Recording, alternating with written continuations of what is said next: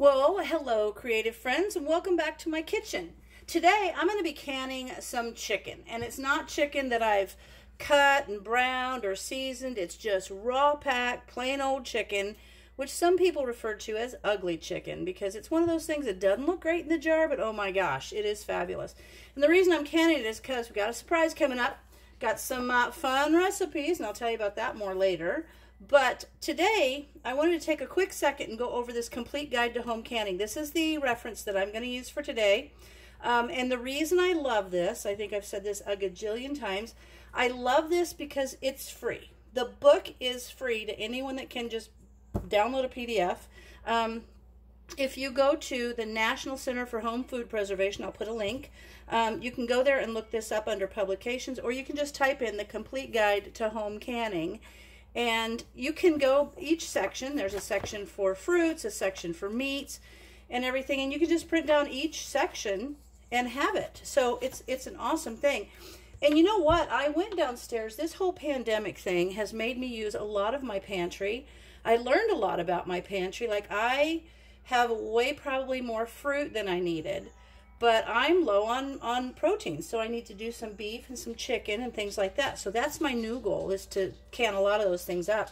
And I really have been crazy life lately, so I haven't been able to keep up on my canning, but now I can start getting back into doing a lot more of this for my pantry. And today I'm going to do the chicken. But you know, like I said, because of the pandemic, I used a lot more on my pantry. I didn't have to go to the grocery store a lot, and that was fantastic. And I want to show you here, the very first section of this is the principles of home canning. What I love about that is there's probably everything you'd ever need to know about canning. There's in the online it's in color, but it shows you the difference between high acid and low acid foods and proper headspace. But here's a cool thing. Back here toward the back, there is, right here on section 1, page 22, there is a chart that you can go through to figure out how much of the different types of foods that you'll need based on the family that you have and the number of people that are there and the types of food you like.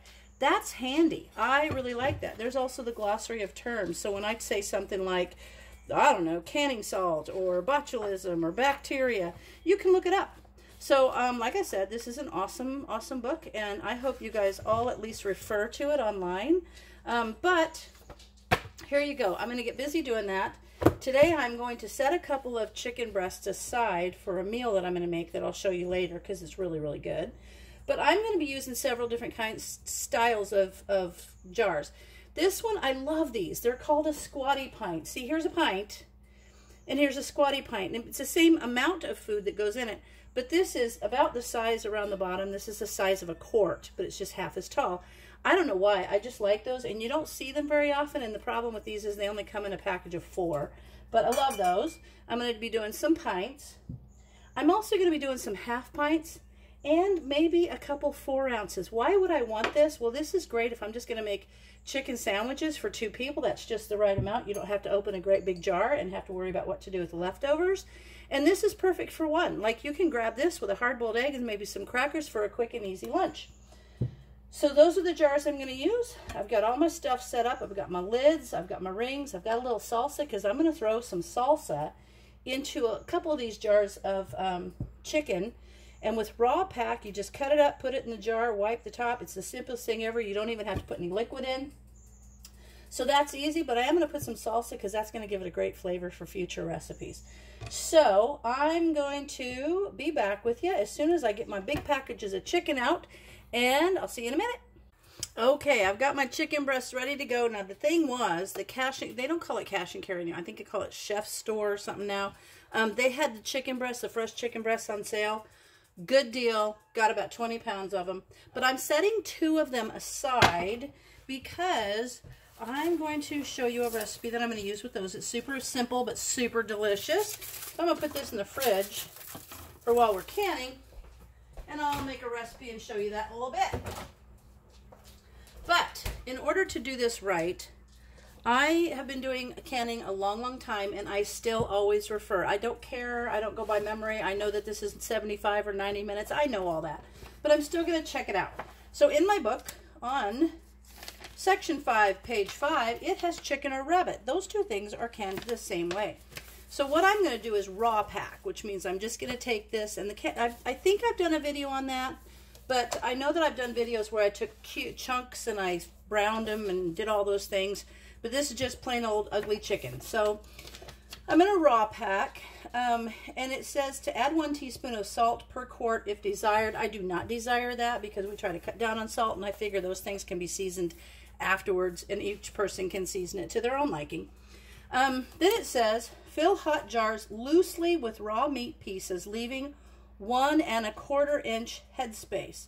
Do not add liquid. Pretty simple.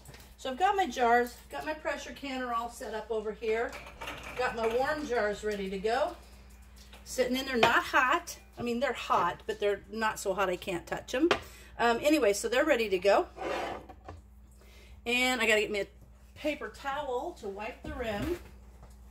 There's my paper towel, and I am wiping the rim with vinegar because if you get the chicken like fat on there, that protein on there can keep the lid from sealing properly. So I'm just gonna cut this into nice chunks. I like to cut off all of that extra fat in there. So let me cut that off. Perfect. A little fat's okay. It gives it a little richness, but not so much. All right, now I want to get that off there. So have any of you discovered anything about your pantries if you've been relying on it during the pandemic? I've loved having a pantry. It's been awesome because I've been able to go down there and pretty much get anything I need at any time I need it. But I find that we don't use as much fruit, canned fruit, as I have fresh fruit a lot. So I guess that's why. I suppose it's fine if it's there. I also have my freeze-dried fruit because I'm a Thrive lady, so I have the freeze-dried fruit too. I love that. It's so good. My Snickers down here. All right. So each one of these jars will hold about 1 pound of meat. A pint will hold 1 pound. Now, this will do a pint.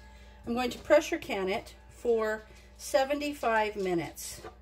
So that's loosely packed. That's down about 1 1/4 inches. I might just toss this one little piece in there too. There we go. That'll work. Now, I'm going to take my vinegar, wipe the top. Kind of freaking you out that we're not putting any liquid in there, but we don't have to, because this chicken will create its own chicken broth, which is amazing. Oh, I forgot my little jar sealer. Oh well, we'll get by.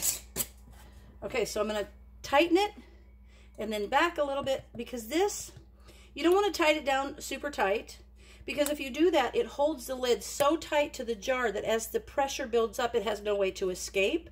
So it needs to be not super tight so that the air in there can come out between the jar and the ring here.